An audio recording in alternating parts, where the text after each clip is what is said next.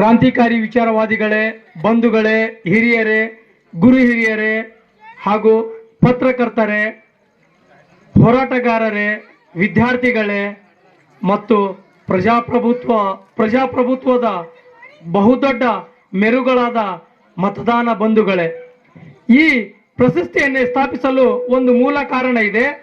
ಯಾಕೆಂದ್ರೆ ಹಿಂದೆ ಮಹಾತ್ಮ ಜ್ಯೋತಿಬಾ ಫುಲೆ ಅವರು ಗುಲಾಮ್ಗಿರಿ ಅಂತಕ್ಕಂಥ ಒಂದು ಪುಸ್ತಕವನ್ನು ಬರೀತಾರೆ. ಅದು ಕಾರಣ ಏನಂದ್ರೆ ಅಲ್ಲಿನ ಜನಗಳಿಗೆ ಗುಲಾಮ್ಗಿರಿಯನ್ನು ಪದ್ಧತಿ ಆಗಿರ್ತದೆ. ಆ ಗುಲಾಮ್ಗಿರಿಯಿಂದ ಹೊರಬರಲು ಆ ಜನಗಳಿಗೆ ಗುಲಾಮ್ಗಿರಿಯ ಅರಿವನ್ನೇ ಮಾಡಲು ಗುಲಾಮ್ಗಿರಿ ಅಂತಕ್ಕಂಥ ಒಂದು ಪುಸ್ತಕವನ್ನೇ ಬರೀತಾರೆ.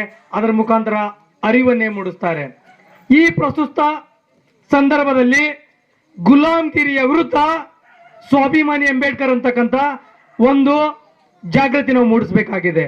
ಆ ಜಾಗೃತಿ ಏನೆಂದರೆ ಅದು ಕಾರ್ಯಾಂಗದಲ್ಲಿ, ಶಾಸಕಾಂಗದಲ್ಲಿ, ನ್ಯಾಯಾಂಗದಲ್ಲಿ ಮತ್ತು ಇವುಗಳೆಲ್ಲ ಈ ಅಂಗಗಳನ್ನೇ ಮೂಮೆಂಟ್ ಮಾಡ್ತಕ್ಕಂಥ ಮತದಾರರಲ್ಲಿ ಜಾಗೃತಿ ಮೂಡಿಸಬೇಕಾಗಿದೆ.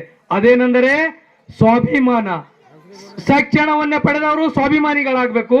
ವ್ಯವಸ್ಥೆಯನ್ನೇ ಸುಧಾರಿಸುತ್ತದೆ. ಉನ್ನತ ಹುದ್ದೆಯಲ್ಲಿ, ಬ್ಯೂರೋಕ್ರಸಿಯಲ್ಲಿ ಅಂದರೆ ತಹಶೀಲ್ದಾರ್ ಮತ್ತು ACTCಗಳಲ್ಲಿ ಅವರಲ್ಲೂ ಕೂಡ ಸ್ವಾಭಿಮಾನ ಬೇಕು. ಕರಪ್ಷನ್ ಅನ್ನೇ ನಿಲ್ತದೆ. ಮತ್ತೆ ಶಾಸಕಾಂಗಗಳಲ್ಲಿ, ಗ್ರಾಮ ಪಂಚಾಯತಿಗಳಿಂದ ಈ ದೇಶದ ಪ್ರಧಾನಮಂತ್ರಿವರೆಗೂ ಅಲ್ಲೂ ಕೂಡ ಸ್ವಾಭಿಮಾನ ಹುಟ್ಟಬೇಕು.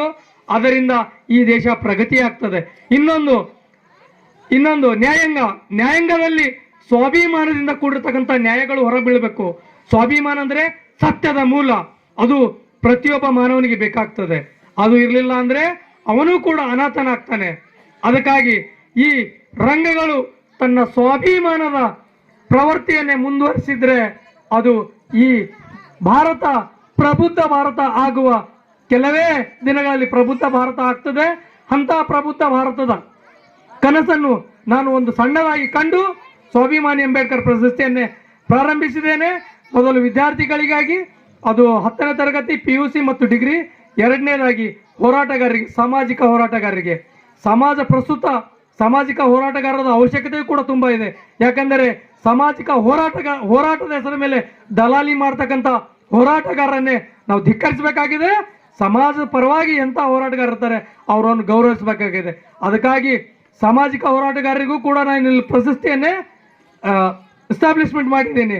ಅದ್ರ ಜೊತೆಗೆ ಪತ್ರಕರ್ತರೆಂದರೆ ಕಾರ್ಯಾಂಗ, ನ್ಯಾಯಾಂಗ, ಶಾಸಕಾಂಗ ಎಲ್ಲದರ ಮೇಲೆ ನಡೀತಕ್ಕಂಥ ದೌರ್ಜನ್ಯಗಳು, ಅಲ್ಲಿ ನಡೀತಕ್ಕಂಥ ದೋಷಗಳು ಪ್ರತಿಯೊಂದು ತಿತ್ತಕ್ಕಂಥ ತಾಕತ್ತು ಪತ್ರಕರ್ತರಿಗಿದೆ. ಪತ್ರಕರ್ತರು ಏನಾದರೂ ಶಾರ್ಪ್ ಆಗಿ ಕೆಲಸ ಮಾಡಿದರೆ ನಮ್ಮ ಪ್ರಬುದ್ಧ ಭಾರತ ಆಗೋದರಲ್ಲಿ ಯಾವುದೇ ಸಂಶಯ ಇಲ್ಲ. ಮತ್ತು ಈ ಸಂದರ್ಭದಲ್ಲಿ ನನ್ನ ಕರೆಗೆ ಒಗ್ಗಟ್ಟು ಈ ಪೇಷನ್ಸ್ ಅಲ್ಲಿ ಕುಂತಿರ್ತಕ್ಕಂಥ ಪ್ರತಿಯೊಬ್ಬ ಬಾಂಧವರಿಗೂ ತಮ್ಮ ಕಮಲ ಚರಣಗಳಿಗೆ ನಾನು ಶರಣಾಗ್ತೇನೆ. ಅದರ ಜೊತೆಗೆ ಬುದ್ಧ, ಬಸವ, ಅಂಬೇಡ್ಕರ್, ಫುಲೆ ಅವರ ಮೊಮೆಂಟ್ ಅನ್ನೇ ಸ್ವಾಭಿಮಾನಿ ಅಂಬೇಡ್ಕರ್ ಜೊತೆ ಇದು ರನ್ ಆಗ್ತದೆ ಅಂತಕ್ಕಂಥ ಮಾತನ್ನೇ ಹೇಳುತ್ತಾ ನನ್ನ ಮಾತನ್ನೇ ಮುಗಿಸುತ್ತೇನೆ.